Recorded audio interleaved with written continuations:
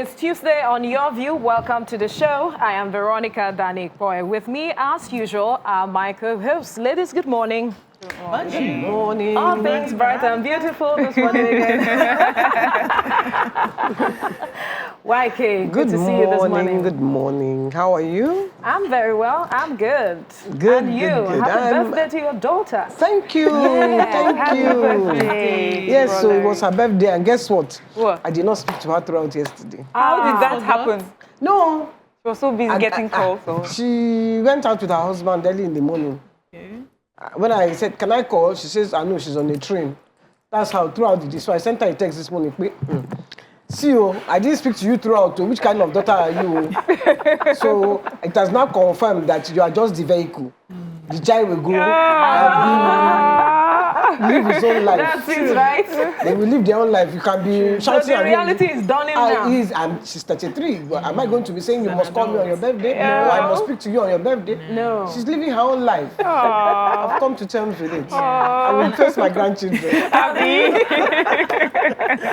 I like the fact that you're coming to terms with it. A lot of parents find it difficult to release their children. I'm they just telling feel, you. no, it must be this way. They still feel that they are in control. Especially their sons. Yeah. When they get married, it's like, I still have control. I'm his mother. I'm his mother. Don't come in between us. You are just the vehicle. Finish that you to transport a human being to this world. That's what you are. That's a vehicle. So when you look at yourself as transport, You'll be at okay. peace. You'll be at peace. I haven't gotten there yet. Right? No. You don't know how you're going And to she act. doesn't want to think I'm about not it. thinking about That's it. what she's Your trying to say. passengers are still on the bus. Yes, they should still be on the bus. I'm not going that far yet, please. Anyway, how you doing this I'm week? doing amazing. The weekend was lovely. I had an event, Evolve to Become More, and I was one of the panelists. It was an eye-opening event for women who want to be able to break their limiting beliefs. So, society has told you cannot be more than who you are, Yeah. your environment, your family. But people are beginning to understand that they can actually aspire to become great. They can actually do things for themselves and to even help liberate their family. So it was a liberating experience for me because some of the things that myself, I had even forgotten, it served more like a refresher. And I was like, okay, wow, this is where I'm slacking. This is where I have to sit up and all of that. I had Absolutely. fun, yeah. That's what it does. Yeah. Mariam. Well, for me, it's a little rant I have. So on the express, we have cars that would want to be nice to those who are wrongly crossing the express, and then they'll stop. Meanwhile, cars are coming right behind really fast. So you stop, especially on the corner, and you endanger other drivers on the road. Oncoming and vehicles. also the pedestrians that you're trying to help. Because when you stop, when they get to your side, they're able to cross. But then the cars coming behind you are unaware of what you've done. And then you can endanger their lives. But also, I think we need to look for, there are many pedestrian bridges. I noticed Lagosians don't like to use them. I don't know why. I've tried to walk over a few and I see that they're in good condition. I don't know for some of the areas that I don't live in that area. I don't know if they are so bad that people can't walk over on them.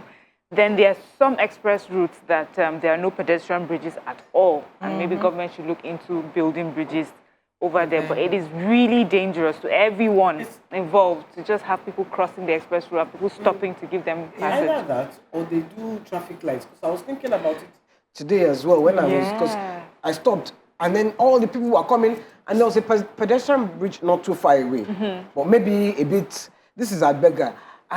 But I could have been there for 5 minutes with people crossing and then I had to leave. I don't understand it myself. some of them Why don't like people to don't take like the to take the pedestrian pedestrian. bridge. They Is don't. it security? I don't understand. Climbing the stairs. So look, in Europe, Yes, they they have traffic lights. Right. So just use it. You have to stop for the pedestrians to cross. When the pedestrians get to the crossing point, they wait Yes. till the light turns green, and then everybody crosses. Maybe So they when should it look turns into red for the that. cars, it turns walk for But pedestrians. you know how we are with traffic lights. Yeah. in this We part of still it. don't We obey still don't most of obey the time. traffic lights. Yeah. So I know, but it will help a lot if we had that particular type that says to them when it's time to cross.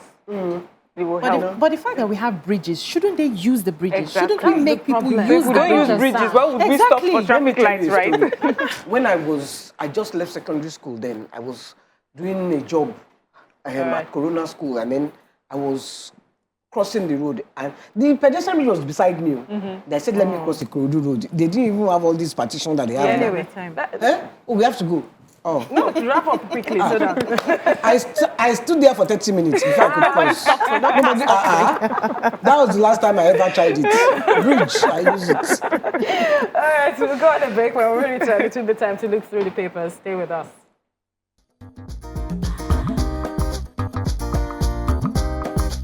Stay tuned. Your View will be right back. All right, thank you for staying with us. And we'll begin the papers this morning from The Nation. The major headline here says, the police chase away Igboho's men from Benenua court.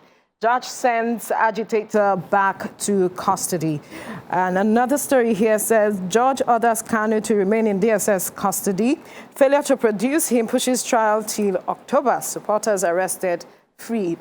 Then another story here at the top corner, 526 die of cholera in 18 states, 22,130 cases recorded.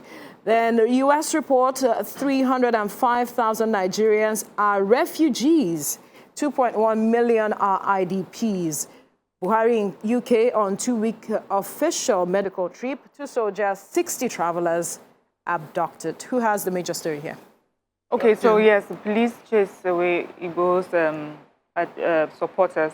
So yesterday he was supposed to, Sunday Igboho was supposed to appear before the court, and his supporters were at the premises, and they waited, I think, all day up until 7:30 p.m. before he finally came. They said he had come into the court premises, and he was kept in a room with only his wife, and I think his lawyer had access to him, but he was not. He was not before the judge up till 7:30 p.m.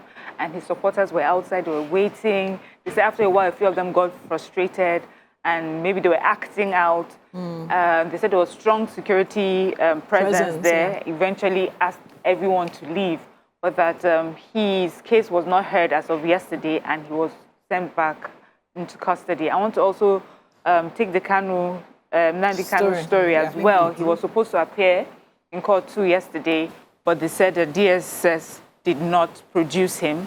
Logistics reasons. They said it could be for logistics reasons, but the judge says she's not. His counsel was asking for him to be moved, and she says no, that she insists that he stays in the location that he is with the DSS, and that she will give them access because they complained that they hadn't been given access. That's his counsel. They haven't been given access to him, but they will give them access. They'll give them controlled visitation. So that's where we are right now. But the question people are asking with regards to that case, sorry to butt in, is that didn't the DSS know that he was going to appear in court? Why are you saying that there's a logistics challenge? Why didn't when you know? Now, not only did they not produce him, they now cordoned off the area as if he was going to be produced. Going to come. And then you now didn't bring him. Now, this is a democratic government. Should they not produce him?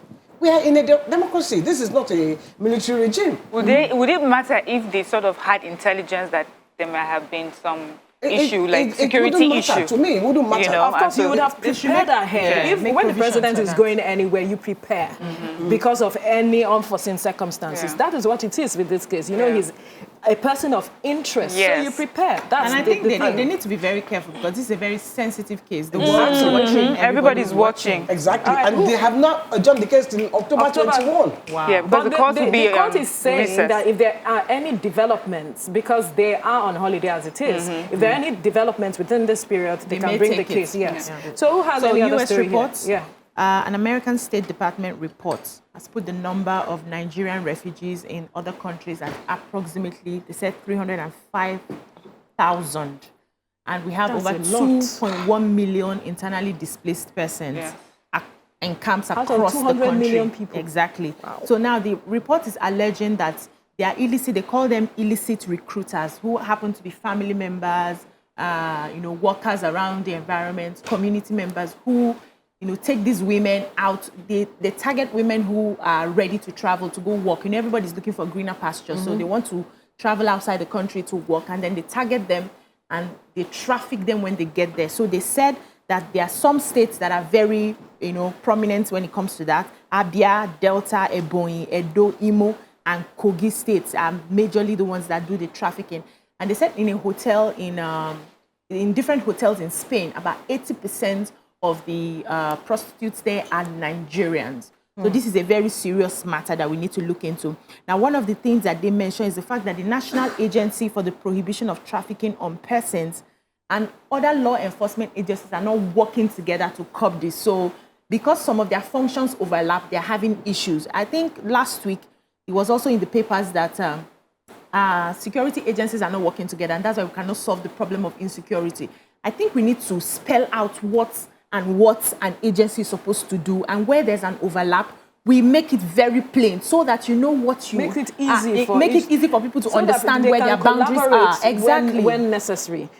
It actually is very important. Who has the cholera story here? Yes, I have the cholera story. I want to quickly get it. So it's saying that 526 persons died of cholera in 18 states and the Federal Capital Territory. And the NCDC said 22,130 suspected cases of cholera has been recorded as of July 2022. So they had a brief meeting and they were advising that a lot of people need to start taking charge of what they eat, ensure that they clean up their environment, just giving guidelines on how they can avoid this cholera, basically. All right, we'll quickly move to the Punch newspaper now. The major headline here being PDP governors, APC clash, Forum carpets federal government over killings, massive rigging plots. And there are picture stories here of Showore and supporters of Nnamdi Kanu in court. And then we also have this story saying sleeping Lagos painter stabbed to death in friend's house. That's sad. And then bandits recaptures fleeing students, collect 130,000 naira, phone, same card. Woman cries out as girl 12 goes missing, hawking groundnut in Ondo. What other story do we have here? Federal government shifts dates of vaccine arrival. Delta variants jump to 10. Buhari's clamp down on freedom fighters' borders on ethnic cleansing. Afeni Ferry. Who has what story here? The young girl that was kidnapped. Yes. The 12-year-old. She was hawking groundnuts. The Okada guys stopped to say, look, I want to buy groundnuts, but it is in another county. So let's go there. But send a message home to your mom to say, we need more. So she sent somebody to her mom, and that's how she disappeared. And they haven't seen her since. So the mother has alerted Amotekun. They've now found the tray with the nuts. But the thing that surprised me is the police say they haven't heard anything. Nobody has told them anything. That's the spokesperson for the police. So they cannot... But it happened 12 days ago, and we're just getting to hear about it. I just hope for... Just pray for And then the other one, he went to stay in his friend's house. Okay, the painter. The painter. He went to stay in his friend's house, spend the night. He went to visit his friend, decided to spend the night. The friend woke up in the morning to go to a wedding in Ilorin, and he continued to sleep when the brother came and stabbed him in the head, stomach. Everywhere. Everywhere. He called his mom. That's wicked. I'm dying. This is what has happened. The mother alerted some people. By the time they got there, they found him in a pool of blood.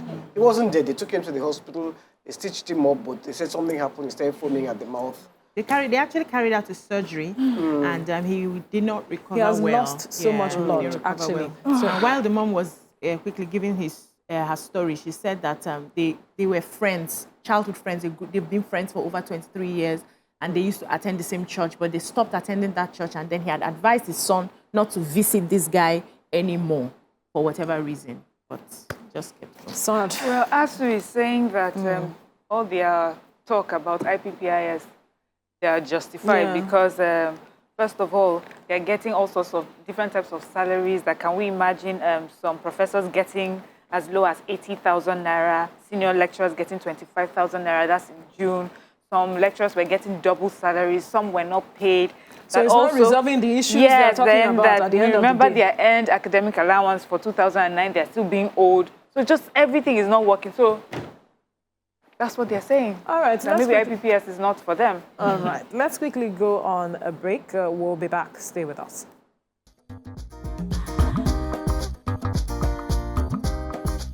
Stay tuned.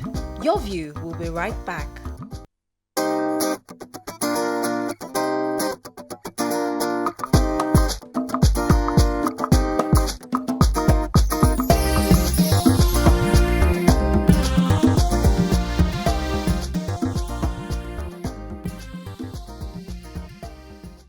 right, thank you for staying with us. We're still looking through the papers, and we're moving to the Guardian newspaper now. The major headline, Kanu's absence forces 3 months delay, court details on Igboho's fate. WHO raises fresh safety concerns about Janssen AstraZeneca COVID-19 vaccines. President signs 2021 982 billion naira supplementary budget. Buhari travels to UK for education summit medical checkup. Poor leadership fueling cessation, says method is pre-lit. PDP governors insist on electronic transmission of election results, reject direct primary. YK. So, the WHO has raised fresh concerns about the Janssen and AstraZeneca vaccines. In a statement by its Global Advisory Committee, it said on reports of Guillain-Barré syndrome, GBS, following adenovirus vector COVID-19 vaccines, warned that vaccination with Janssen and AstraZeneca jabs could cause rare immune system disorder that results in muscle weakness, pain, numbness, and paralysis. I don't know why why you're reading it so gleefully? I don't know. Okay, she obviously didn't take the vaccination. Yeah, because this excitement. Why are you smiling? I'm just telling you that these are the... So, I mean, for those of us that took the vaccine, we should be... we should not be watching ourselves. For those, and they said it's a risk of people over 50. Okay. Mostly will suffer from these side effects. All right. Yeah, and it's not everybody. It's not every, some of you who are younger, you know, but people over 50 should just be watching out, for... Anyway, let's move on now to the Nigerian Tribune. And the major headline here says, supporters, Obas throng Cotonou Court as Igboho's trial holds behind closed doors. Gani Adams rallies Benin Monarchs, Afenifere Lords Olubadan Oni. Hoodlums kill one, injure others in attack on Ibadan Mall. Tension in Anambra commercial activities grounded in Abuja over Nnamdi Kanu's trial. 2 killed as bandits abduct 2 soldiers, traditional ruler, doctor's wife, over 60 passengers in Borno, Kaduna, Sokoto, Benue. And we have this picture here where Ogun State Governor Dapo Abiodun inaugurated the newly inaugurated the 20 local government chairmen in the state after their swearing in. That's what the picture is about. But we realized that there are just 2 women. In that out of the 20, just 2 women. And we have been pushing for this 35% affirmation over the years now. Only 2 made it. And oftentimes it is on the backs of these women. These men ride on to get this position. But then I'm not trying to set up any war of the sexes now, but this is what we are talking about when it comes to holding positions in government. Just 2 women out of 20. Could it be that the women were not interested in the first place? You think so? There's so many factors. There are so many There are factors. so many factors. But women are not interested, I don't think so. They don't push that far. They don't push that far. You know, we have families. Let's get to the stories now. Yeah, let me take the hoodlums in the Palms Mall. So the Palms Mall, on Sunday at the Palms Mall in Ibadan, the suspected rival cultists got into a fight. They said it started in a club at about 8:30 p.m. And then they found themselves at the entrance of the club, and then one of them was shot. And because of that, of course, there was stampede. People running helter-skelter, trying to get away. Luckily, security operatives arrived quite quickly and prevented the hoodlums who were now trying to break through the glass doors so that they can just go on a looting spree. So it's been contained, but that was what happened at that mall on Sunday. That is so scary. That, we all go to the malls now, and we just walk around with our children and do whatever it is you want to do, and this happens. Who has the story? The 60 travelers that were abducted by bandits. This happened in Sokoto, Gusau. I hope I got that correct. And he said Sokoto Mass Transit. So they said the bandits, appeared with their ammunitions, and then they took over the vehicle, abducted about 60 passengers. They said it was only the driver and 1 passenger that was able to escape.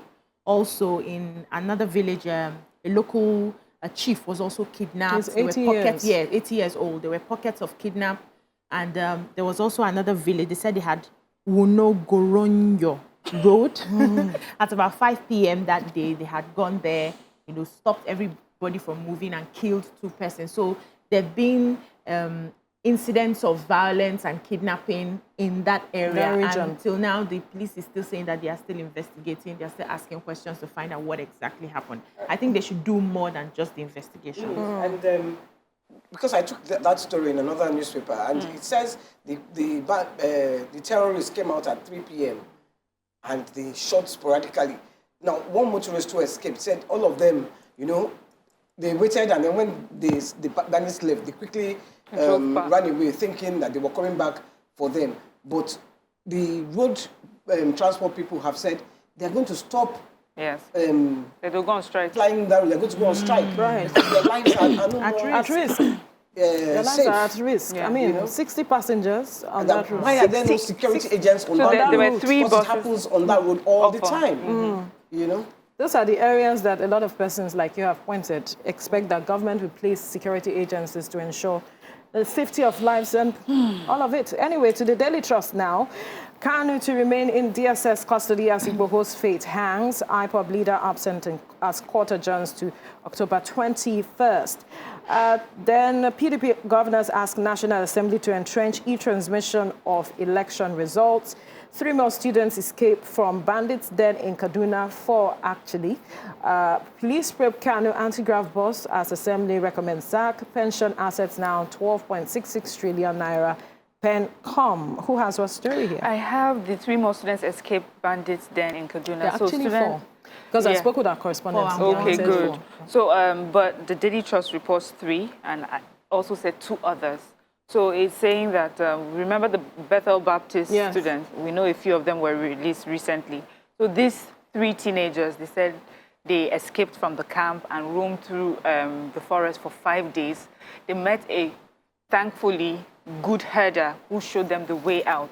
And that was how one of them was able to call his father, and they were rescued. And then he also reported here that also 2 other students had escaped from the camps before they were recovered by the police. So we thank God for these ones. Yeah. The account I had said 4 escaped, but 1 was caught. And then the kidnappers that caught that particular one demanded another 130,000 naira before they released him. They asked for a phone and a SIM card and recharge cards before he was released. Yeah, so I wanted to take the story of the quickly because of time. PDP governors. So they had a meeting in Bauchi. Did I get the pronunciation? Yeah, yes. Bauchi. I tried. And one of the things that they talked about is the fact that the electronic transmission of results must be entrenched. They said the INEC has the capabilities, the network coverage that we have, national network coverage has the capabilities to ensure that we carry out electronic transmission of results, and we should not take ourselves back in age because of that. They also complained the fact that the APC governors or APC is using underhand tactics to hand twist their members to join the APC, and they are not going to have it. Whatever that meant, it was not explained. But they are saying that we can't keep rejecting technology. Even different organizations are adopting technology. We are growing into technology. JAMB is using technology for their results. So why can't we use it for a free and fair election? We will keep coming back to it if we don't use it. So they're standing with, entrenching electronic transmission I was in 2 minds about this electronic. But after I saw the videos that went viral in the last election of people stamping multiple. There were thugs at the polling booth. There was one lady that did a video. Yeah. And she said, look, she'd been there from 7. This was 3 p.m. She had not been able to cast her vote. Wow. And the thugs were structured. Now, please, if there's electronic transfer, there will be no need for thugs again. It would save us a lot of money. It will save the country a lot of money. It will save us a lot of money because that's what a lot of persons are saying. But, the powers that be.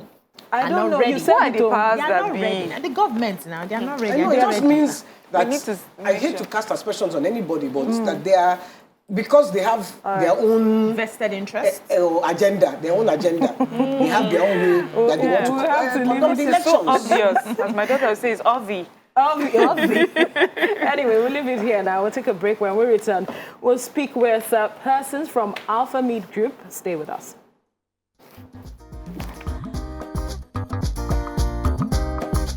Stay tuned.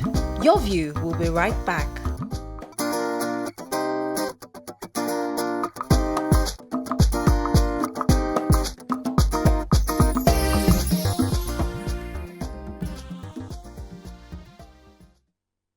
All right, thanks for joining us. We told you earlier that we'll be speaking with persons from Alpha Meat Group, and we have joining us the Managing Director, Alpha Meat Healthcare Services, Alpha Meat Group, Kunle Umidiora. I hope I got it correctly. Yes. Thank you Good very morning. much. Thank you for joining us. Good morning. Thank you for Now, having me here. Let's help us understand Alpha Meat Healthcare Management Systems. Give us more enlightenment about it. So, Alpha Meat as a group, it's a real estate solution company.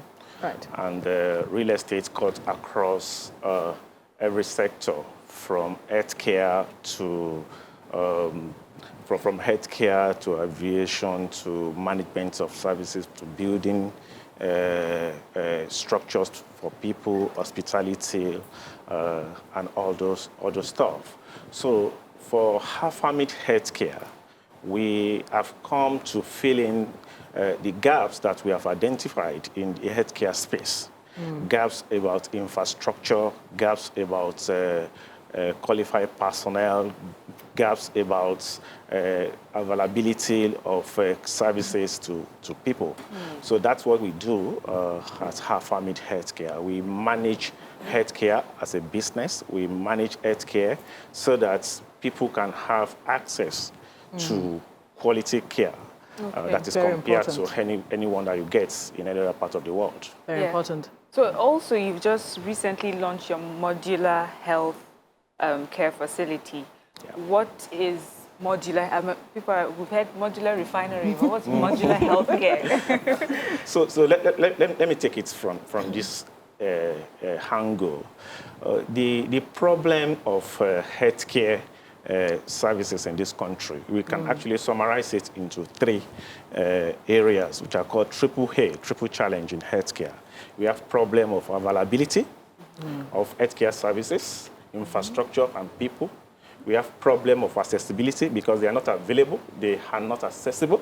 And because they are not accessible, then they become unaffordable. So we have problem of availability, accessibility, and affordability. Now, how do we bridge that gap? To make healthcare services, infrastructure, buildings, and equipment and people more available to people, we need to bring those healthcare services closer to the doorstep of the people. We have people who live in the hinterland who have to travel kilometers to get to where they will get healthcare services. That's always been the challenge. So that's why we come up with this idea of modular healthcare facility.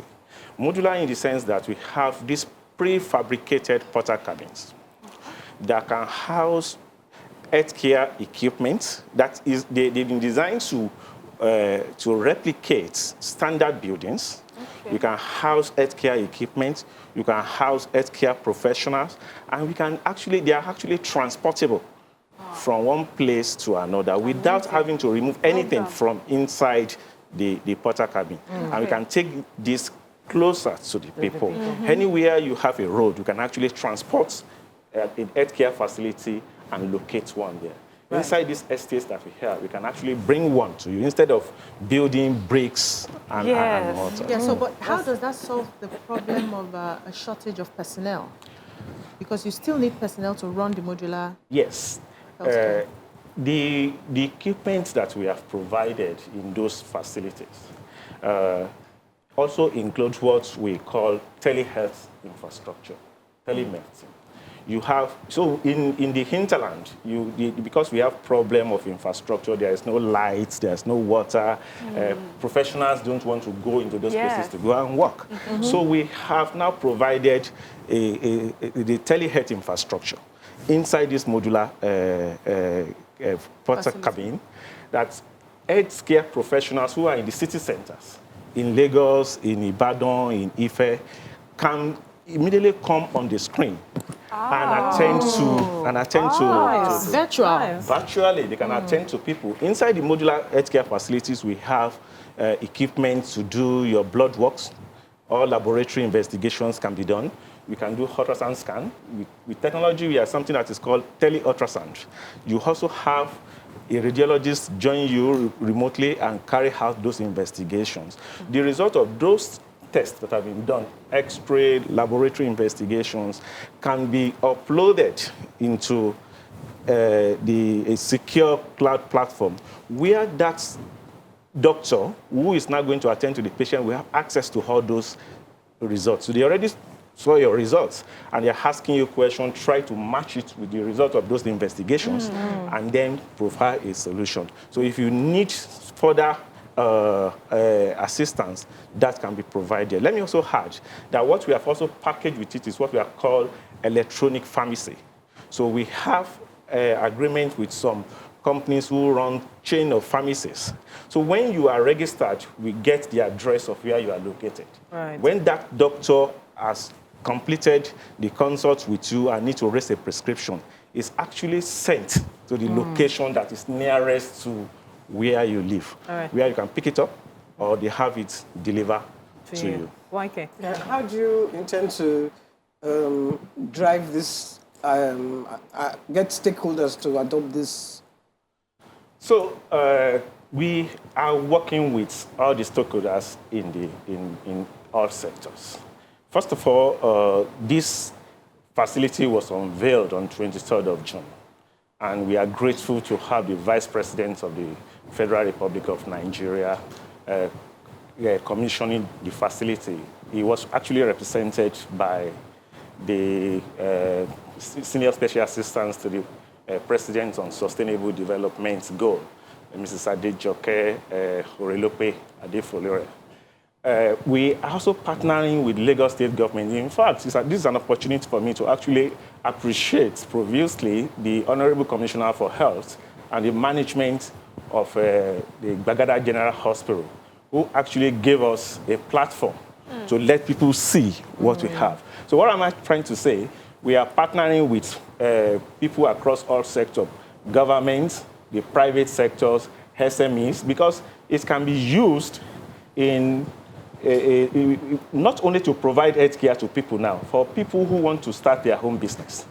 You can actually start this sort of business, healthcare business, diagnostic business, within 30 days. Wow. Within 30 days, the facilities will be set up in a factory so that standards are not compromised. So we just lift one, put it at the back of a flatbed, and drive it to your location. All you need is a platform where you put it, and then, yes, of course, you will have to do sort of business development, marketing to have people that will come to your facility. As laudable as this is, there are two questions in one that I would love to ask because of limited time. And that is maintenance, because we've seen laudable initiatives like this, but then maintenance is a challenge. And then the impact on the environment. How are we going to ensure that it is not hazardous to the people? These two questions. Thank you very much. A very good question. But you actually spoke to our bread and butter as a company. Afami Group started out as a facility management company. That's what we do. Right. So we have assembled teams of engineers and technicians who are able to manage all the equipment that we have. Not only the equipment, even the facility itself, to maintain it and making sure that it is always deliver the promises that we have given to people. So our facility management arm of the business, they are ready. We have teams of biomedical engineers who we are also partnering with other biomedical engineering companies who have signed on to working with us to make sure that there is no problem of maintaining equipment breakdown and this thing. Now, another thing that we have done is that, yes, we understand the way medical wastes are managed because it's a medical, it's a different way. There are different ways of managing medical waste. There are things that we call waste segregation. You have this color code and things like that. But we have also now put as part of this facility what we call a biodigester system. All right. The biodigester system, we take all the waste and convert it to energy to actually continue to power.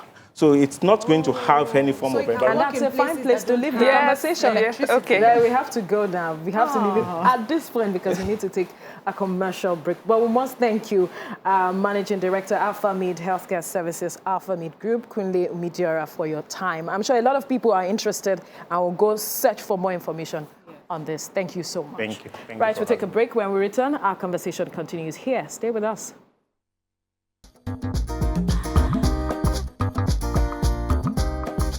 Stay tuned. Your View will be right back.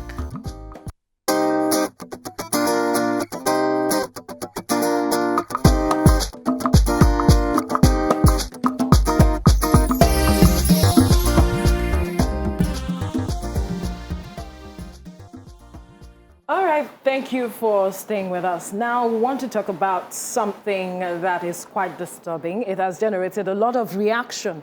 And, excuse me, that has to do with the video that went viral yesterday of a 9-year-old girl who a CCTV camera caught setting a popular supermarket in Lagos on fire.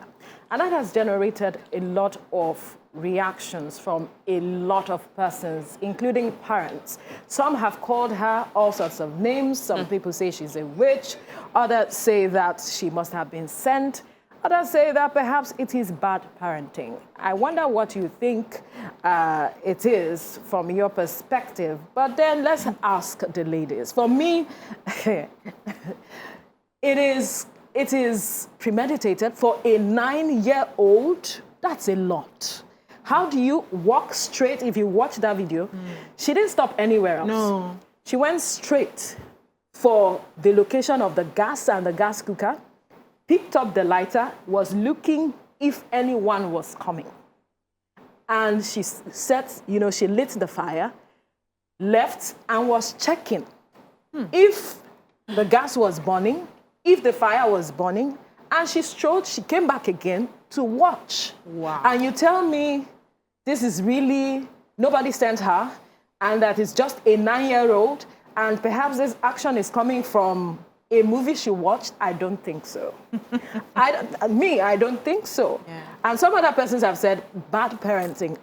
What do you mean by bad parenting? I mean, Bisi, help me understand. Say parents, anything your child does, you are going to be held responsible.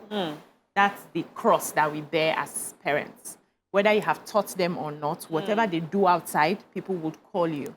And that's why it's important that you try as much as possible to teach them right. Even those ones that decide to go the other way at the end of the day, you know that you have done your best. But in this situation, I see two things. The first is, it could be that it was planned. It could be that someone set her up to do it. Someone asked her to do it. It could be. So we don't know the full story until the investigations really open our minds to what really happened. We may never know the true story. It's between her, God, and the camera. Unfortunately, the CCTV camera cannot see the intentions. But for me, it could be that someone made her do it. Someone had probably a grouse with the owner of the supermarket and then used somebody to do it. It could be. On the other hand, it could be that that girl is just mentally not okay. Really? Yes, because, okay, in this, in this part of the world, we don't pay attention to our children's mental health. We feel, as a child, you are not supposed to have a feeling. Do you know why I'm saying that you should calm down? Someone who has mental challenges would not calculate her steps the way she did. You don't watch what she movies. did? She was looking I saw it. back. I saw it. The thing is, if she has a mental problem, okay, for instance, they are normal. Let's take a scenario where we have normal children. Everybody watches the same cartoons. Everybody watches the same movies. You have never carried a gun to shoot your father, even when, as a child, you watched people shoot in the movies. But somebody else who has a mental disorder will think that that is the normal, and if they can do it on TV and get away with it, I can. But because we don't pay attention to the mental issues, mental health of our children, we ignore all of this. We feel, hey, a child does not have feelings. A child cannot. That girl needs to be evaluated. That if you take away the fact that she was not sent, it was just probably a movie that she watched, and it's actually true, that child has a mental health issue. And you went and came back and you were looking if the fire it manifests in different ways. Let Miriam go.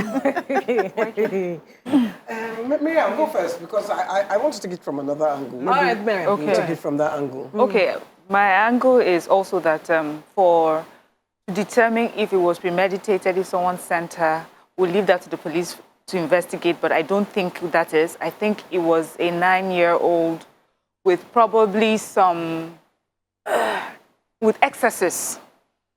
She has some excesses. So I remember when we were little kids in primary school, we used to have a cat, and then she had kittens. And we had this neighbor, their children were about our age, and the son. So this is a family that, you know, the same upbringing and things like that. We even went to the same schools. He came into our house, and then before we realized it, he would pick up a kitten and squeeze the kitten until it died. Picked up, it was when my mom noticed he had done to the third one. And he was happy about it. It was normal to him. My mom, being in the medical field, said to me, and I remember then saying, no, she was just talking, she was telling people about it, and she was like, that boy needs to be checked. He's not normal. A child does not see something that adorable and cute and wants to kill it. It has to do with something mental. And for me, I think that we do not pay enough attention on our mental health generally. I see her being mischievous. You know how children would see it's flammable, do not put lights close to this, and she's thinking, if I put lights close to this, what would happen? She's old enough to understand that she may get in trouble because she's 9. So she understands that there's some consequences, but she does not understand the gravity of what she was doing. And you know, unfortunately for the parents, I'm just thinking, imagine over billion naira worth business. Where are we going to start? I say, if you shake, my grandmother used to say something that if you shake me upside down, throw me up and down. Yes, nothing will. So where do we go from here? 3 billion in this economy? Where do they go from here? Lot. That brings me to, I was watching the interview of the police and the little girl, and everyone suspects mental health issues. I too, because she's 9. If she was not sent, she definitely, there's something wrong. Yeah. That is, if she wasn't sent to. Yes. The way the police interviewed her. Like Come on, shut up there. You stop the She's 9. She's a minor. She's a child. And we can't arrest her. What? We can't detain her. It's not for the law. We can't detain her. You're not supposed to interview a 9-year-old like that. If you are sensible policeman, what you will do, you will coerce her. You persuade. If she was sent, she will tell you. If it is her mental, you will get experts to interview her, not you. Not you. You're not trained to down at her. interview a 9-year-old. That's not where your training lies. Your training is for criminals and armed robbers and headsmen. What they call those Bandits people? and terrorists. Bandits, terrorists. They will meet terrorists. They will not interview terrorists like that. And not a defenseless 9-year-old child. What she did was wrong. We have all accepted that. If she wasn't sent, then there's no way if she wasn't sent that she's normal. Okay. Yeah. So, first of all, you need to coerce her, find out, did somebody put you up to it? Is the man, the owner of the market, has he offended somebody that they now sent this? Because I watched the video. She went there, she ran, she skipped. Yeah, She skipped there, exactly. She skipped. every other thing. Past every We're going other to try thing this and flammable skipped. product. Yes, we are going to see what is going to happen. Perhaps she Then when was she playing did with it, things like that. when she did it, she skipped away. Yes. She skipped happy. Then she skipped back to check. Has it caught fire? And then skipped away again. But there was a video showing her outside with some adults. mom. With her mom and her sister. mom and I another, think. yes. Yes. And I would like to know what conversations were ongoing. So she could have told them what happened. Or not. Or not. We have children. They will do something so bad. I mean, it's the smell of the thing that maybe they will put food under the bed. It's the smell of the food that, and then you now start fighting with the siblings. Who put it there? It's not me. And then you turn investigator in your house. So probably, you know, everyone ran out because, of course, that place caught fire.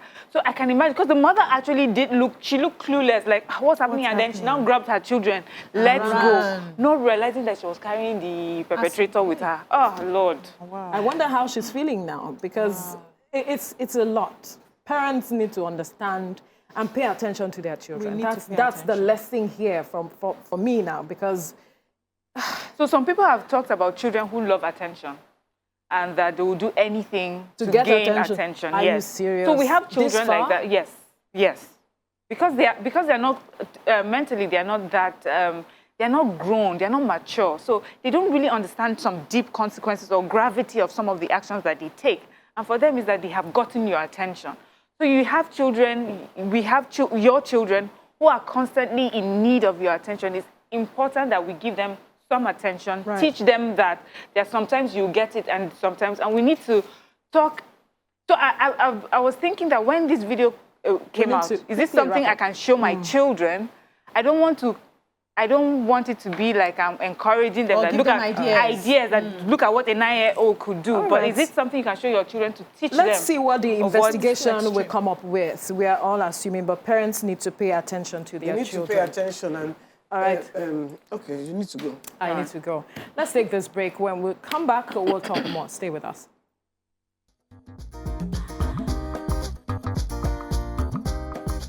Stay tuned. Your View will be right back.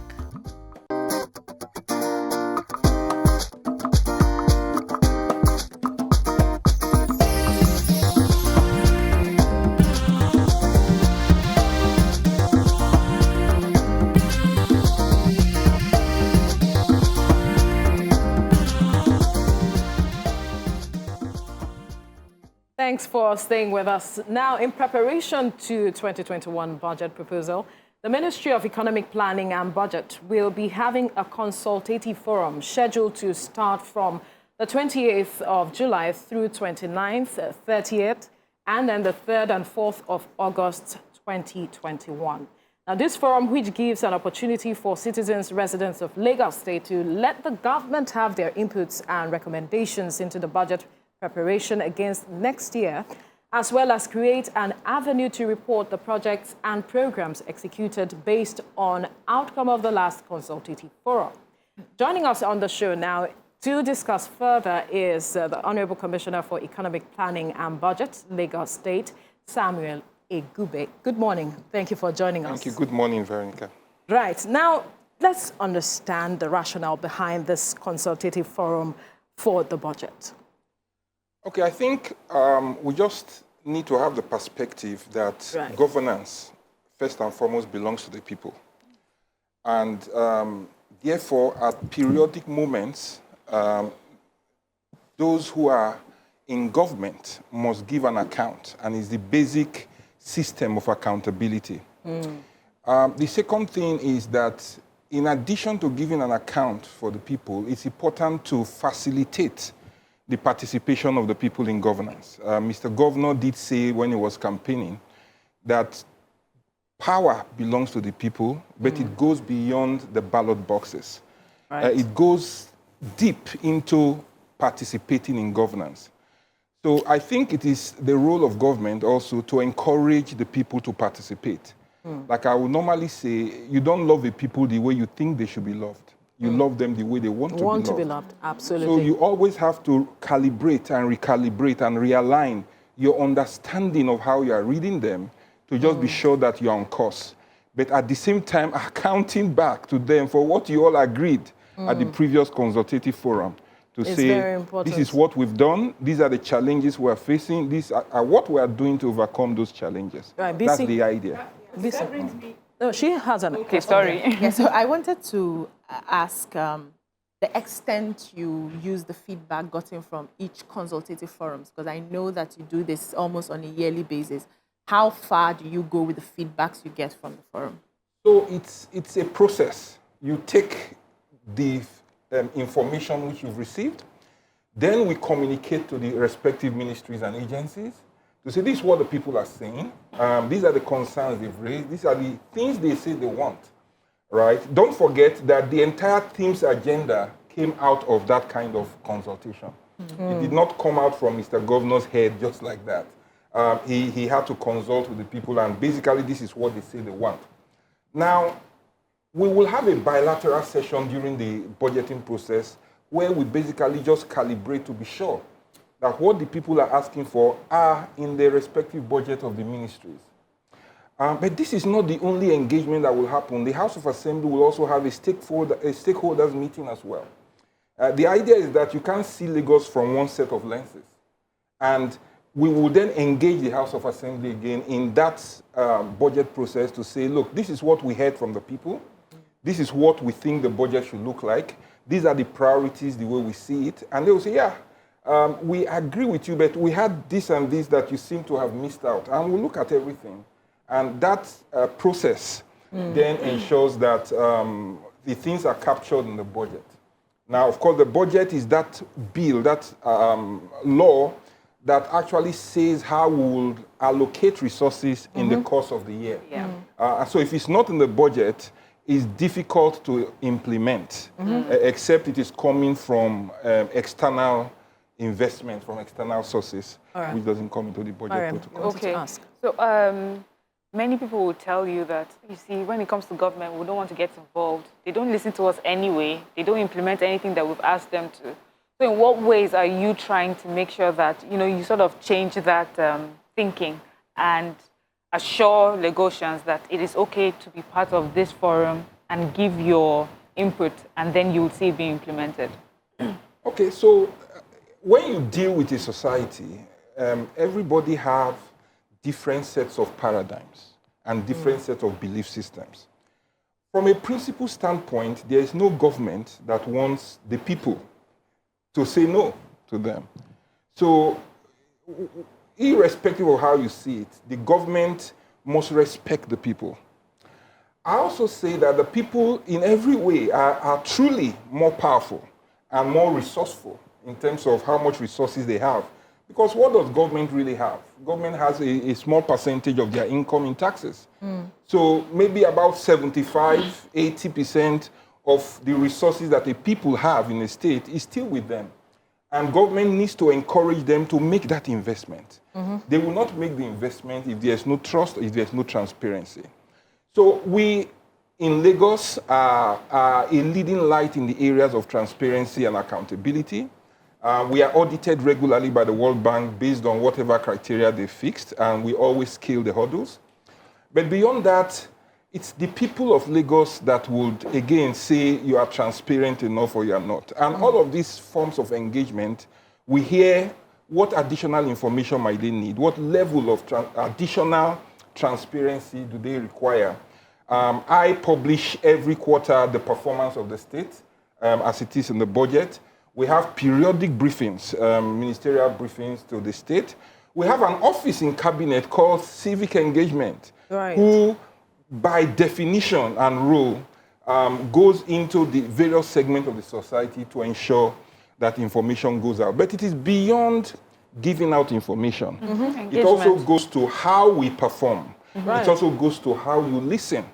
So we have different mechanisms for measuring performance. This week, the Deputy Governor will be hosting a performance management system, which we call the peer review mechanism, where each MDA in their groups would give an account of what they are doing, how they are executing on projects, right? That mechanism goes on. And then periodically, we also face the House of Assembly, right? Every time we're in cabinet, right, a commissioner, a special advisor, we need to account for one thing or the other. So it's a very robust performance management system. But like I always say, it's not just about telling the people, right? I think that love and commitment is about listening more than just speaking, right? And these systems are set there for people to speak and for us to listen. Right? And if we listen correctly, then we will do what we need to do. And they help us as a platform to recorrect or realign what we, sometimes you think you heard something correctly, but maybe you really didn't. Yeah. Right? And that's what it's about. All right, YK. Can you just give me one or two examples of what you've implemented that you heard? One or two that you've actually implemented. Okay, so let's put it this way. When you look at the waterways, it's an area that people have said, look, let us activate it. Let us make it work for Lagos, right? And the jury is out there as to whether it's a profitable venture or something that needs to be subsidized. And what we have said to ourselves is let's put our skin in the game. So we've invested a lot in vessels, right, to just ensure that let's start it. It's not for government to run it, but we expect that when people see what's going on, right, they will then invest in transportation on the waterways, right? So you've seen a lot of commissioning of various vessels. We're also running a multimodal system. So the people said, oh, you've restricted Okada from moving like this. So how do we, okay, if we enter the major buses, how do we get to the last place? And so the government reasoned, and in consultation with the people, with the traditional rulers, the unions and all of that, said, okay, let us start up what we call the last and first mile initiative, which is basically taking smaller buses that will move you into the inner cities, right? That also came as a result of thoughts coming from the people. Now, Lagos transportation system has always been a challenge. And research and consultation from the people shows that you cannot really outbuild the matter, right? It's not about more roads and more. So you need a mass transit system. Absolutely. Unfortunately, you hardly have subnationals doing rails because of the huge undertaking. All right. You know what? You have to hold your thoughts because we need to quickly go on a short break. When we return, we'll continue the conversation. Stay with us.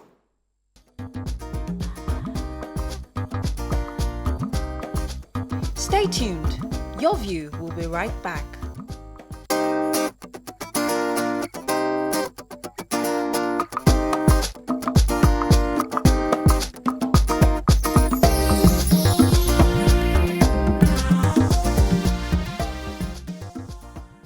Thank you for staying with us. We still have our guest, the Honorable Commissioner for Planning and Budget, Lagos State, Samuel Egube, and we've been talking about the consultative forum that Lagos State is coming up with. Before we went on the break, you talked about the role traditional rulers played, and one of the concerns is that this consultative forum brings together stakeholders, like you mentioned, talking about the traditional rulers from the 5 divisions of Lagos. And we are wondering how we're ensuring evenness of development across these divisions. Yes, you're involved in them, but how have we had that evenness to ensure development across the 5 divisions of the state?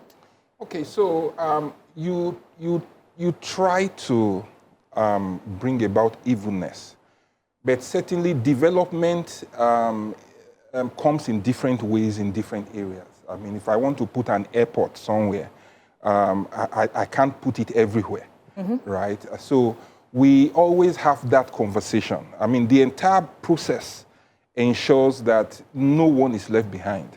In fact, recently, Mr. Governor did flag off what we call the 377 ward projects, which is projects in every ward. Now, the ward is the smallest unit, right, of the structure of every state. And how did we do that? We didn't just put it to them that this is the project you should have. We engaged them and we asked them, what do the people need? Right? We just need to be sure that nobody is left behind. In doing all the big and strategic things, which cannot be everywhere, we need to be sure that we are able to speak to the need of the people in the smallest units of Lagos, right?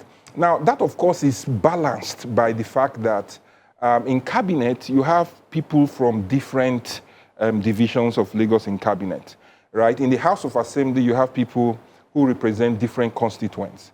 And it is all of these voices that come to craft out what needs to be done. So that engagement is not a static engagement that starts and ends with the consultative forum, but it's something that continues also as we move on, which is why it's so important that people do not stop speaking.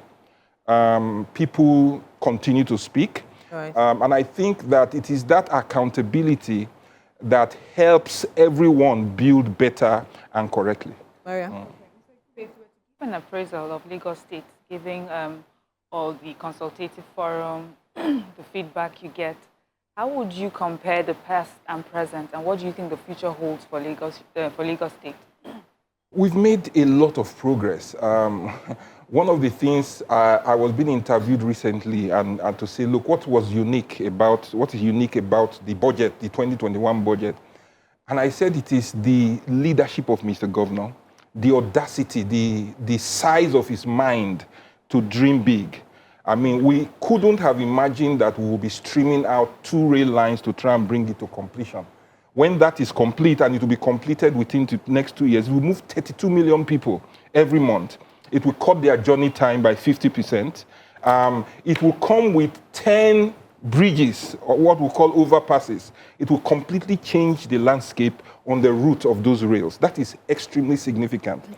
We are doing the Eleko to Ekpe road now. It's a complete new road. 6 lanes, concrete and rigid pavements on both sides, because we are beginning to cite what will happen on that axis once the refinery, the deep sea ports are coming. And these sea ports, right, it's to the credit of this government to galvanize additional investment to get it completed. And you had about over $600 million in investments going in that direction. That place will prepare us for the African Continental Free Trade Agreement onslaught. It will put Lagos in a place as a hub for the rest of Africa. Now, there is a heightened focus on the technology space. We are building a 3,000 broadband mesh around Lagos for high-speed internet to the homes. And on top of that, the Smart City initiative of intelligent cameras to help us with traffic management and with security. But we're also investing in startups. The Lagos State LASRIC, which is our Research and Innovation Council, we're putting money behind startups. Last year, we put about 250 million. A lot of those developments, some of them are in patenting stage right now, right? And it will create a lot of jobs for people. So there's a lot of change between before and now. And there's a lot to look forward to when we begin to talk about what is happening in the healthcare systems, the system by which healthcare will be managed both on the demand and the supply side. Right, it's something also to look forward to. Up the Lekki road because I was in 10 hours traffic to Awuyaya. From where to where? From my house. 10 hours. 5 hours to go, 5 hours to come back. I got home 10 o'clock that night. Please, this road, where do you want to build it? What did you say? The road that you are building. It started as we speak. Where? It's down It's from Eleko Because going towards Ekpe. Yeah. is it a new road? It's completely a revamp. No, not revamp. Is it a new road? Because you know what I mean. If you say, okay, those of you who are going this way, go this way, build another road that's to accommodate, because there are too many cars in Lagos. Traffic, you know, one of the I know you're not commissioner for transport. One of the real problems of Lagos is the traffic. Traffic, and it's been tough. It's been really tough, and that's what's giving the hoodlums align them to break into cars and steal from people. Like when you're inside traffic, it's prayer. Hey, let it not be my turn this today. You know. So I really need to know about that new road. Is it 10 hours I spent in traffic that day? My life was wasted that day. So if we do not do that road, right, it will get worse. Yeah. Right. So the road that you're talking about is probably a 2-lane road. We're making it 3 on each side. Right. Now, one of the challenges of that road, especially when you look at the soil condition, is the trucks that will be going on that road. The current road can't carry that level, and that's what is leading to the destruction. What we're putting there is a rigid reinforced concrete road, right, with lay-by, so that the trucks, if they get spoiled, they don't stay on the road, they can park. So it's a completely different scenario. In addition to that, we have started the regional road, which will move from VGC parallel to that to Freedom Way. Right? So that people will have alternatives to move from that place. It has to be a new road, though. Not that same road, though. Yes, the regional road is a new road. Okay, you have a question. Yes, yeah? I have a question. So we know that crude oil is not a strong generator of revenue at the moment. I want to know what Lagos State is planning in terms of generating revenue, aside from just banking on the federal government to give them money or taking loans to be able to build infrastructure, like you have mentioned. Okay, so crude oil might not look like a winning product right now, but it remains a significant contributor to national revenue. In fact, very significant. But the interesting part is that the Lagos economy is so strong and resilient. It only derives 20% of our revenue from federal allocation. Right? That makes us a resilient city and a leading light as to how fiscal structures should work in Nigeria. How be it, the amount of investments required for Lagos still far outstrips the amount of revenues which we get. I mean, we need to quadruple what we get to ensure that there's sustainability in the development around Which has generated Lagos. concerns, especially because of our the debt level of the state, which is, when people look at, the generation and then you talk of the development and then the debt level, the debt profile, all of it, it's something that has been of concern. But I know that we can't address that here. No, I think we can quickly, actually, because it's a quick thing. Don't always look at debt as a number. Okay. Look at your debt service. How much do you need to pay? Because it is that calls on your cash flows. Okay. Right? And Lagos has the best sustainability profile in the country today. We're at 22%. We'll leave the conversation there. Right? 30% is the benchmark, and it's our own internal benchmark, and 40% is generally accepted. There now. I know you want to hit the nail on the head with this. So that we understand it clearly. Let's leave the conversation here now. Honorable Commissioner for Planning and Budget, Lagos State, Samuel Igube. You come back again. Okay. Samuel Igube, thank you so much for Thank you very your much. time. It'd be nice joining you. Yes. We'll take a break. When we return, we'll have another conversation. Stay with us.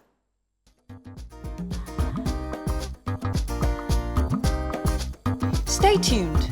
Your View will be right back.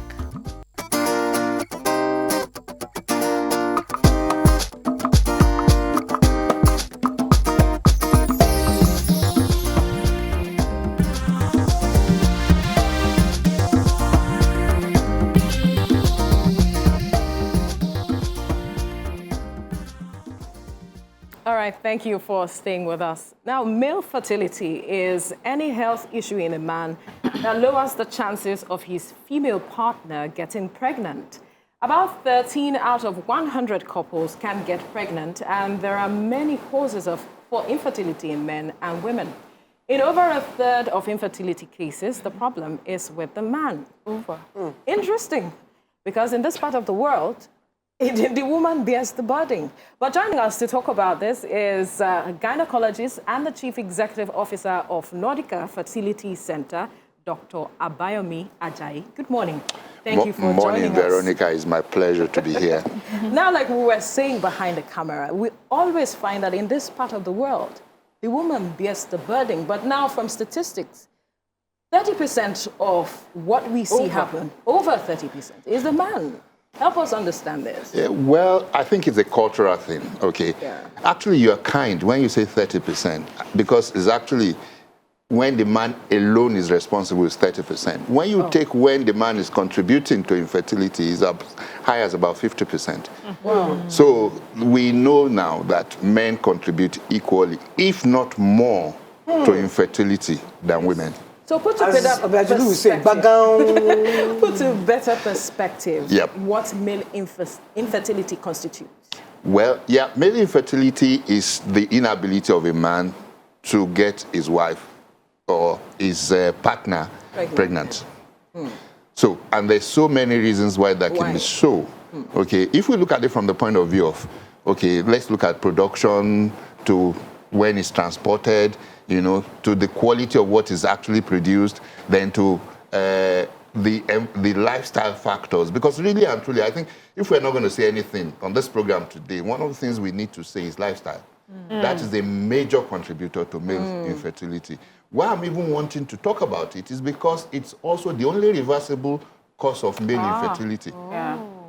So, but you know, these days now, the way young men drink and smoke, All sorts of not only stuff. cigarettes, but the other one also. Yeah. And then, I mean, in my when I wake up every day, I just see this young man, beautiful cars parked all over the place near the ocean. And it's this thing you see day in, day out. But they don't know that most of the time they're smoking their children fertility away. And then you see this six-pack thing, people using steroids to develop muscles and so on, also affects their fertility. So it's a lot of things that were going on, not to talk of the ones that we can't even control, like toxins, you know, in the environment, in plastics and so on and so forth. Those are also contributors to male factor infertility. I just want you to explain about fertility because I know what you're talking about. But for the sake of our viewers, that fertility doesn't mean you cannot perform. You can perform very well. It's just that what you are shooting are blanks. Fantastic. Please, I need you to help me explain it to them very well. You can't put it better. You have said it. Yeah, you can shoot blanks. All right? That they are shooting blanks. Virility is different from fertility. Virility is about that you can have intercourse with a woman. It depends what you are now delivering. The quality of what you are delivering is a different entity entirely. You can do 4 or 5 rounds and be delivering blanks. Doctor, let me even ask you, so the quality now, I heard that there's a way you can, even before going to the doctor, there's a way you can check the quality from the wateriness. How true is that? That's one. 2, I also heard, we discussed that you can actually, you know, be able to impregnate a woman without entering. Please break it down for us. Yeah, well, the first one is a myth. Okay, there is no way you can evaluate a man's fertility. In the wateriness or the thickness? No, there is no way. You need a laboratory to see, because sperm cells are living organisms. So you need to be able to see them under the microscope for you to say that, okay, this man has sufficient, and the WHO has given us the criteria to look for. Okay, so you need the lab for that. Now, the second one is that, remind me again. He cannot enter. Oh, yeah. Oh, yeah, we've had so many, and that's sometimes you've seen virgins getting pregnant. Because the lady is a virgin, and this man comes up, and he encourages him up to a point, and he says no. And the man says, let me just release. Those are usually children, you know. And the guy releases around, and one of the sperms is lucky enough to find his way. And because they're moving organisms, so they're cells, so it can move and then get the girl pregnant. Food soldiers. Yeah. When they're good, they're good. All right, sir. At what point would you say a young man should start thinking about his fertility and the health of, the health of that area? Because for young girls, for when you're small in secondary school, we're teaching you little things. But for boys, we leave it until they're find it themselves. No, never. Yeah, I agree with you, but even when we're teaching these young girls too, I don't think it's sufficient. Health, sex education, and generally about health, we are very poor in this part of the world. Right. Even what we eat, we're becoming more conscious, but still, it's not there. And it's when you encourage people like this. Look, if you're doing this now, some people will switch off because it's health. Yeah. But if it is some other things, if it's Big Brother or whatever, you see many people tuning in. And what I tell people is that the most incredible, the best asset you have is your body. You are the only one that is in charge of it. So you need to know about how to maintain it, how to make sure that it works optimally for you. Okay, let me just add a quick. So like women, you'd go for like maybe monthly or annual checkups. Like a man, before he gets married, are there checkups or things he can do to just make sure that place is fine? Well, unfortunately, most of the time, there are no symptoms. Okay. So there is nothing that might suggest that he has a problem. Okay, so what we wait for most of the time is that, okay, you're having regular intercourse and your partner is not saying, I'm pregnant. So usually it comes later on in life, except for some very few people who probably have erectile problems, okay, who seek help much earlier, or people who probably their breast development, a man suddenly having a large breast, those are some of the pointers that might make you to say, okay, Okay. Check yourself. You should check. Yeah. So those who perhaps find themselves in this circle, at what point can it be resolved? And at what point would you say, forget it? You see, I don't think we ever say forget it, because there are always different ways of treating male factor infertility. It depends on the first thing, how severe is this problem, okay?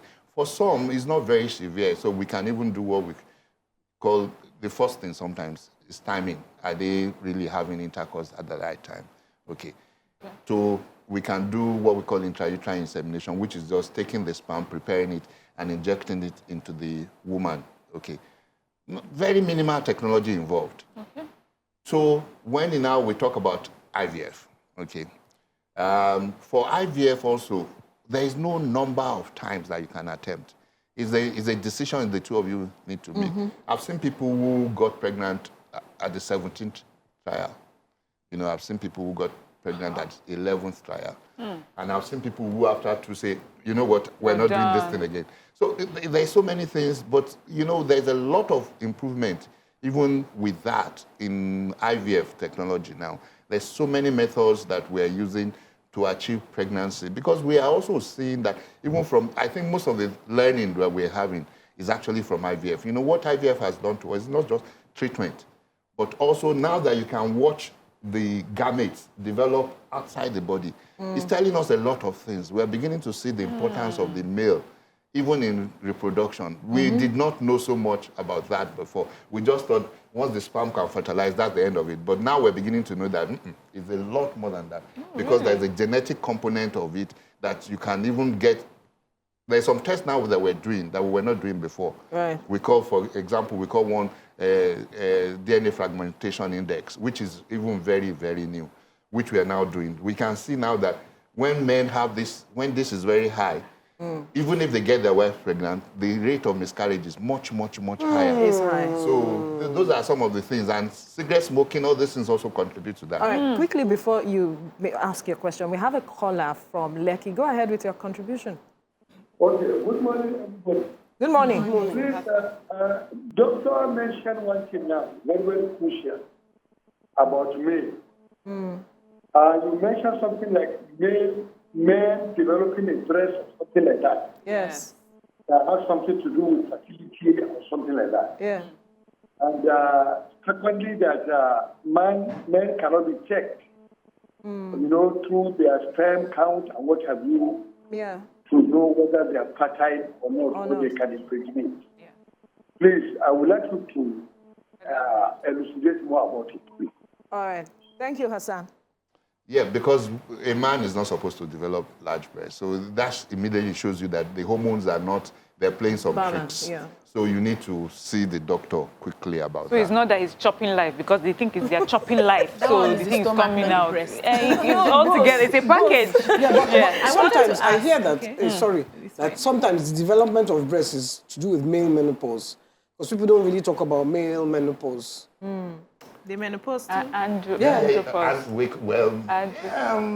Not really. It's something that, you know, there is a name for it, I've forgotten Andropause. I know, you see, some of these things are, I don't want to say that they are dramatic, okay, but there is no doubt that men's fertility starts declining from about 40. Takes a major hit at 45. The capability to fertilize, I mean, no matter those the age men of... at 90 that give birth to children, what did they happen? Well, it's possible. That's why, that's why we're not calling it, I don't agree in this pause. Because it's just your ability decreases. It does not mean it zero. stops. Okay, doctor. So I want to ask you two things quickly. What's the role of stress in male infertility? And secondly, you know, you highlighted a bit when you were giving your analogy about those people who want to carry packs. Now, I'm talking about those who are not taking pills, but they just go to the gym because they want to build packs. Does it affect infertility? No. If you're not using anything funny, you are good. Just natural. You are good, yeah.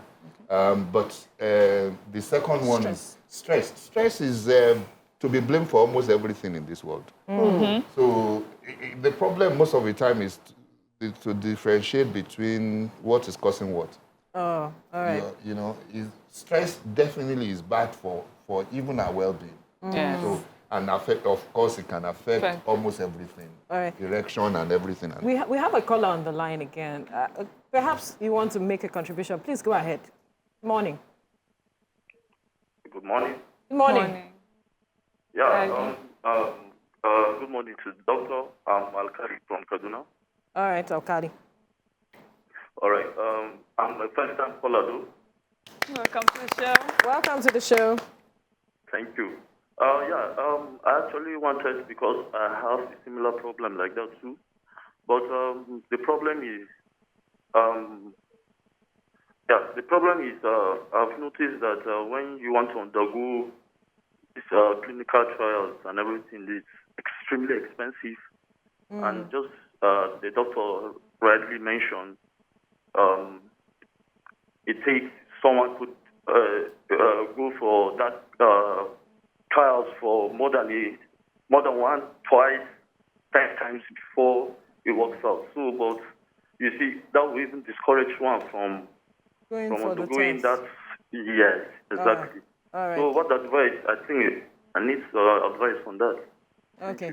He said that the costs, the out-of-pocket treatment is quite on the high side. So a lot of persons avoid going for tests and all of that because of the cost. So what's the advice you give such persons? It's a difficult one for everyone. Okay. The government is the only one that can provide some of these things that probably is subsidized or whatever. Healthcare anywhere in the world now is no longer free. Let's face that, number one. But government can subsidize. But you see, when somebody has taken a loan of the bank, they always talk to the wrong people. Why don't you talk to the banks? If you have taken a facility of 30% that is going at 30%, and you start a laboratory, do you understand me? You must make money back to pay the banks. If not, you will not be able to render the service. Absolutely. So that's some of the things the dilemma that some of us who are practitioners also face. There is no light, there is nothing, You're providing everything. The Nigerian including security. So it's lights, generator, everything. Okay, I think maybe he's saying that for those who can afford, is there anything they can be doing for the meantime until they're able to raise money, or an option? Is there anything? Is there an option? Maybe they should start early. Okay, prevention. Try to prevent. Okay, and that's one of the things that we've been talking about: lifestyle. Make sure that you don't gain weight excessively. Make sure that you don't. As a man. Yeah, as a man. Oh, it does affect BMI affects fertility. Okay, it affects the DFI index also. The DFI also. So DFI. DNA fragmentation index. The one I said the other time that when it's high, you see a lot of miscarriages even when they get pregnant. Okay. So make sure that you don't excessively drink alcohol and smoke cigarette if possible. Make sure that no recreational drugs. Do some of those things that can be avoided, because some cannot be avoided because they are genetic.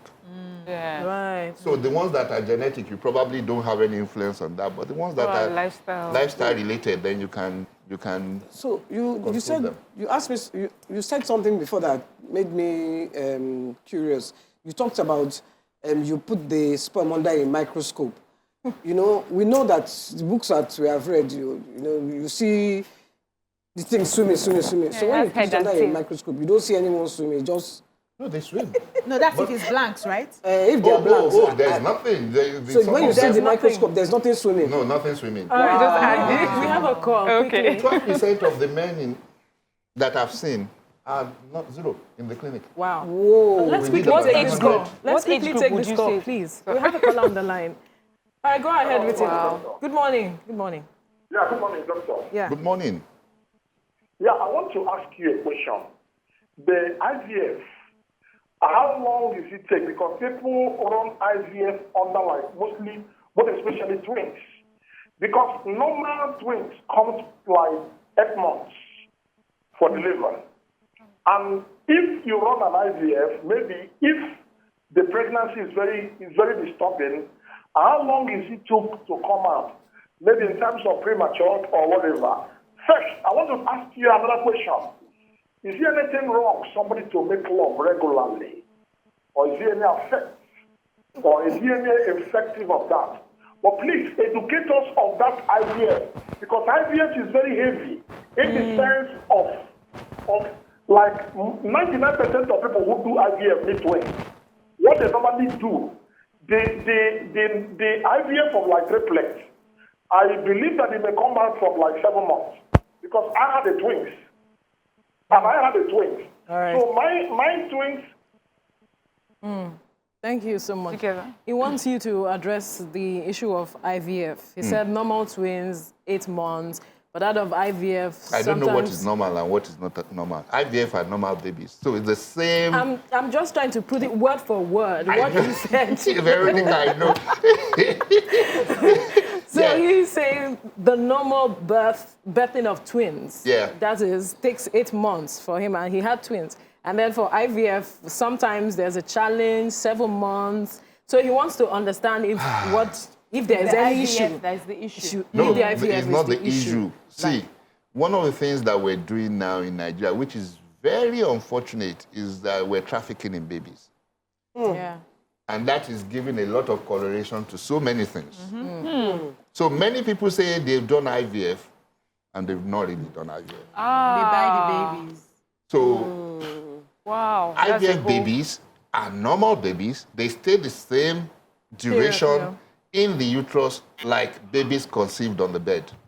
Okay, so yes, I want to ask a question. So, you know, we're talking about taking quickly stuff. because of time. Okay, steroids. But there's this thing that is quite popular now where they're always selling all sorts of aphrodisiacs for men that they can perform wonders. I think we need to talk to men about that. And I feel that that may also affect fertility in future. Sure. You see, the problem with that is that sometimes you don't even know what it contains. Yeah. They call it Chinese capsule. They call all kinds of silly things. Even herbs. Even herbs. Exactly. So sometimes we don't even know what it contains. So some men are killing themselves, and they say they want to perform. Fire. They will fire one day and not come back. So, but I think we should try to make everything as natural as possible. I think also maybe the ladies also their expectation. We should reduce our expectations. Exactly, expectation management. It's unfair. The caller also question. added, he also added the fact that he was asking if it's okay for regular performance. Yeah, that's what, after all, I think that's, we expect that couples should have intercourse regularly. So it's... What's your idea of regular, sir? Oh, well, you know, we say that for you to say a couple is infertile, they must be having 2 to 3 times a week? A week. Okay. So before we can agree that they're trying enough.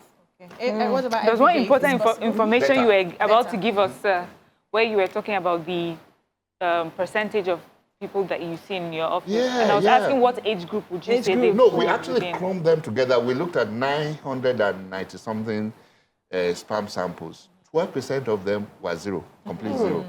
So, and that's why we've been talking a lot about male factor infertility. Right. Actually, we also compare sperm samples between 2003 and 2013.